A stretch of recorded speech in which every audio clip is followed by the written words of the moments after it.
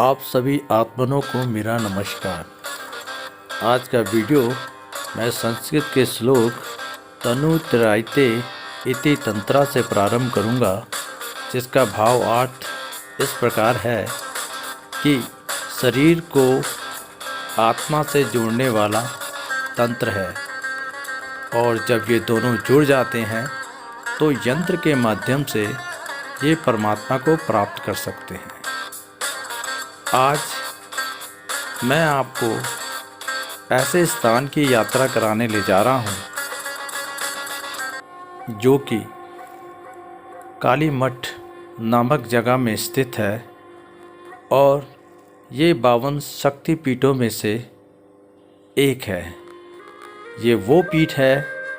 जहाँ पे माँ काली प्रकट हुई थी और सुम निसुम और रक्त बीज जैसे राक्षसों का वध करने के बाद माँ यहाँ पे स्वयंभू रूप में स्वरूप हुई और काली मठ में अंतर्ध्यान हुई। इस शिला की विशेषता ये है कि ये शिला में 64 के 64 यंत्र अपने में ही विद्यमान हैं। इस शिला को किसी भी तरफ से आप देखेंगे वो अपने में ही एक अद्भुत चमत्कार से कम नहीं लगेगी। ये वो स्थान है जो उत्तरांचल में काली मठ नामक जगह में स्थित है, और काली मठ से आप 6-7 किलोमीटर का ट्रैक करके तब ऐसे अद्भुत जगह में पहुंचते हैं। आप सभी लोग ये मेरू को देख रहे हैं। ये मेरू अपने में ही एक अलौकिक दिव्य शक्ति के समान है, और ये मेरू आप इसे श्री यंत्र कहें तो ज़्यादा बेहतर होगा, क्योंकि 64 यंत्रों का जो राजा है वो श्री चक्र को ही बताया गया है, और समस्त शक्तियों का जो एक मात्र बिंद है वो माँ आदिशक्ति है। क्योंकि जब पहली बार मैंने इस शिला के दर्शन किए थे, जो माँ ने मुझे सौभाग्य से प्रदान किया था, और मैं इस शिला के पास सायंकाल में जाके बैठा। मेरे साथ मेरा एक मित्र था और एक पंडित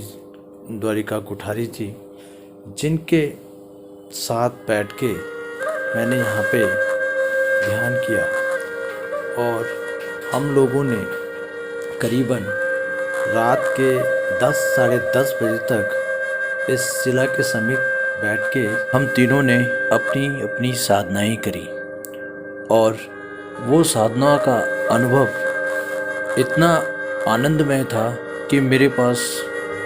उसका विवरण करने के लिए शब्द नहीं है। बस यही कहूँगा, अगर माँ आपके ऊपर इस तरह की कुछ कृपा करे और आप ऐसे अलौकिक स्थान में आके साधना ध्यान कर सकें, तो उससे बढ़कर कोई सौभाग्य हो ही नहीं सकता। एक विचित्र चीज़ जो मैं आपको बताना चाहता हूँ, वहाँ एक ऐसे पक्षी की आवाज़ थी जो सायंकाल के बाद पक्षियाँ बोलते नहीं हैं, लेकिन वो आवाज़ ऐसी ही अलौकिक थी, ऐसी ही अलग ढंग से थी जो मैंने आज तक कभी सुनी नहीं। लेकिन आज भी कई बार जब मैं अपने गहरे ध्यान में जब मैं बैठता हूँ, तो वो आवाज़ मुझे आज भी कानों में सुनाई देती है। और जब वहाँ की यात्रा पूर्ण करने के बाद जब मैं दिल्ली आया, तो मैंने पंडित जी से पूछा कि पंडित जी, वो विचित्र आवाज़ थी क्या?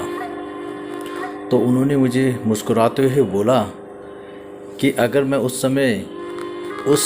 आवाज़ का विवरण तुझे करता तो तुम लोग वहाँ से डर के भाग जाते। तो उन्होंने बताया कि ये जो अलौकिक आवाज़ हमने वहाँ पे सुनी थी, वो योगिनियों की आवाज़ थी, जो सायंकाल के बाद उस शिला के चारों तरफ से रक्षापाल की तरह विद्यमान होती है, और किसी को भी उस शिला के समीप आने नहीं देती है। ये बात सुन के मैं काफ़ी डरा भी था और एक आनंद की मुस्कुराहट के साथ वो बात सुन रहा था कि ये भी हमारे लिए सबसे बड़ा सौभाग्य की बात थी कि माँ ने उस रात्रि हम लोगों को उस शिला के समीप ध्यान लगाने की प्रेरणा और कृपा प्रदान करी। ये वो स्थान है जहाँ माँ लिंग स्वरूप में जागरूक अवस्था में इस शिला में तप कर रही हैं और सायंकाल में जब सूर्य अस्त होता है तो इस शिला में जाना निषेध है, क्योंकि सूर्य अस्त होते ही यहाँ पे योगिनियाँ जागरूक अवस्था में आ जाती हैं और भूले भटके अगर कोई साधक यहाँ साधना के लिए पहुँचता है तो वो विचलित होके डर के मारे वहाँ से भाग के आ जाता है।